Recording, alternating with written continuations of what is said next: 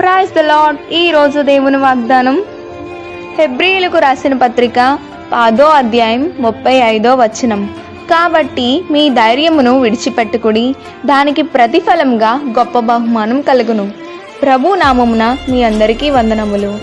2వ రాజులు 4వ అధ్యాయం 8వ వచనంలో చూసినట్లయితే అక్కడ ఒక అద్భుతమైన చరిత్రను మనం చూడగలం.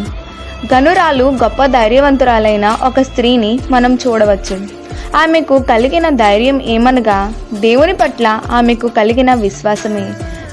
ఈ స్త్రీకి లేక ఒకానొక కుమారుణ్ణి దేవుడు అనుగ్రహించెను. అయితే కొన్ని సంవత్సరాల తర్వాత ఆ కుమారుడు ఆ తల్లి ఒడిలో పడుకుని చనిపోయాను.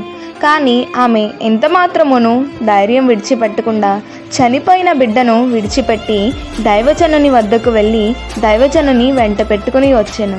దైవజనుడైన ఎలీషా ప్రార్థన ద్వారా చనిపోయిన బిడ్డను దేవుడు బ్రతికించెను. ఆమె తన విశ్వాసం ద్వారా చనిపోయిన తన బిడ్డను బహుమానంగా తిరిగి దేవుని యొద్ద నుండి పొందుకొనెను. కావున మనం కూడా ఈమె వలె దేవుని యందు విశ్వాసం ఉంచి ధైర్యంతో ముందుకి సాగిపోదాం. ఆమేన్.